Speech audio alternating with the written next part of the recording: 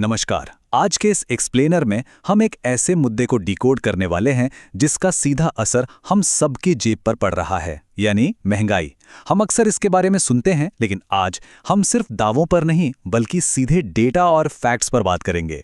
तो चलिए पूरे उत्साह के साथ इस बेहद महत्वपूर्ण आर्थिक मुद्दे को समझते हैं। अक्सर मन में एक सवाल आता है ना कि आखिर रोज़मर्रा का सामान इतना महंगा क्यों होता जा रहा है। ताज़ी सब्जियां हो, कुकिंग ऑयल हो या फिर गैस सिलेंडर, हर चीज़ के दाम आसमान क्यों छू रहे हैं। ये परेशानी आजकल हर घर की है और आज हम इसके पीछे के असल कारणों को जानेंगे। तो आज के इस एक्सप्लेनर का एजेंडा कुछ इस तरह है। पहले हम महंगाई की मौजूदा सच्चाई देखेंगे, फिर जानेंगे कि आंकड़े क्या कहते हैं, खाना महंगा क्यों है, इसके पीछे का ग्लोबल चेन रिएक्शन क्या है, इन सब के लिए जिम्मेदार कौन है, और आखिर में बात करेंगे सबसे ज़रूरी मुद्दे की, यानी हमारे घर के बजट पर इसका असर। ठीक है, तो चलिए बिना देरी किए सीधे पहले भाग पर आते हैं, वर्तमान महंगाई की सच्चाई। सोर्स मटेरियल में एक बात बहुत साफ तौर पर कही गई है। महंगाई पर लोगों की नाराजगी साफ दिखती है क्योंकि घर चलाना पहले से कहीं ज्यादा मुश्किल हो गया है।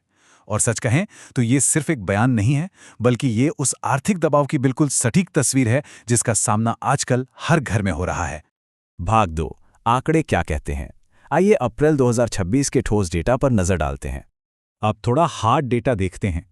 अप्रैल 2026 में ओवरऑल खुदरा महंगाई, जिसे हम सीपीआई भी कहते हैं, वो 3.48% दर्ज की गई।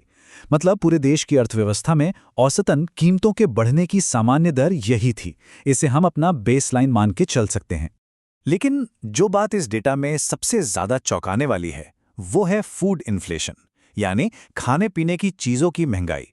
अप्रैल 2026 में ये आंकड़ा 4.2% था। जी हां, 4.2%। इसका सीधा सा मतलब है कि हमारी थाली का खर्च सामान्य महंगाई की तुलना में बहुत ज्यादा तेजी से बढ़ रहा है। इस चार्ट को देखिए, एक तरफ 3.48% की सामान्य खुदरा महंगाई है और दूसरी तरफ 4.2% की फूड इन्फ्लेशन। दोनों के बीच का ये बड़ा फासला ही वो असली वजह है कि जब भी हम किराना का सामान लेने जाते हैं तो बिल देखकर ऐसा लगता है मानो जेब पर भारी दबाव पड़ गया। भाग 3, खाने पीने का सामान आखिर इतना महंगा क्यों है। तो इसके पीछे मुख्य रूप से 3 बड़े घरेलू कारण हैं। पहला है मौसम और मानसून की मार। जब बारिश कम होती है या मौसम खराब होता है तो फसलें बर्बाद हो जाती हैं और सब्जियां या दालें सीधे महंगी हो जाती हैं। दूसरा बड़ा कारण है सप्लाई चेन की दिक्कतें, यानी खेत से बाजार तक सामान पहुंचने में होने वाली परेशानी।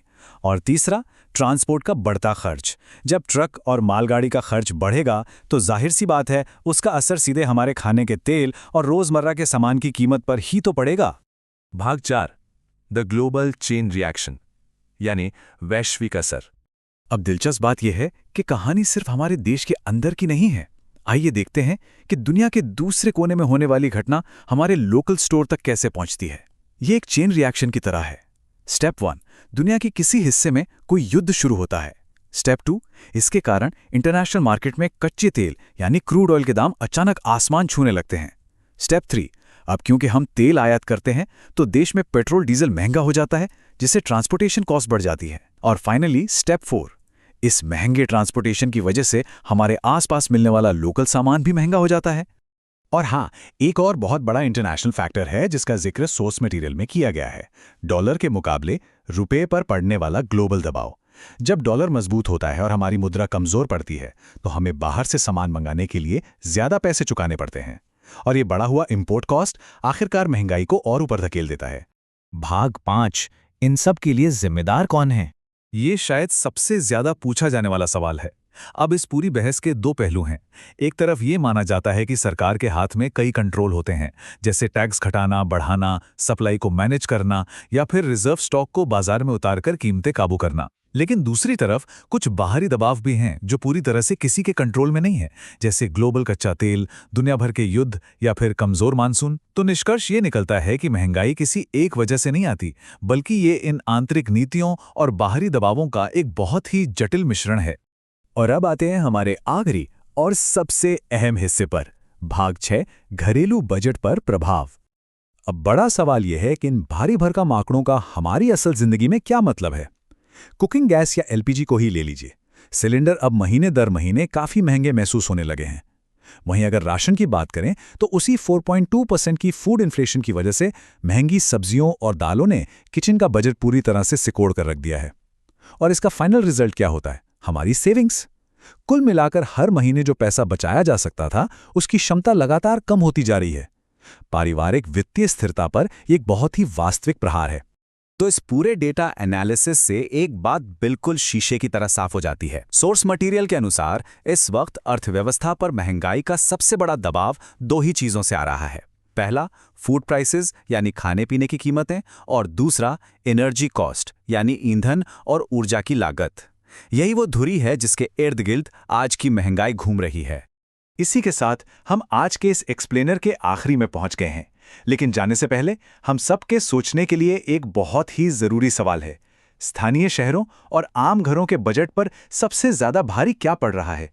ताजी सब्जियां, गैस सिलेंडर या फिर मोटर ऑयल? डेटा तो अब हमारे सामने है। अब ये सोचने की बारी है कि इसका सबसे गहरा असर कहां हो रहा है। इस एक्सप्लेनर में हमारे साथ जुड़ने के लिए बहुत बहुत धन्यवाद।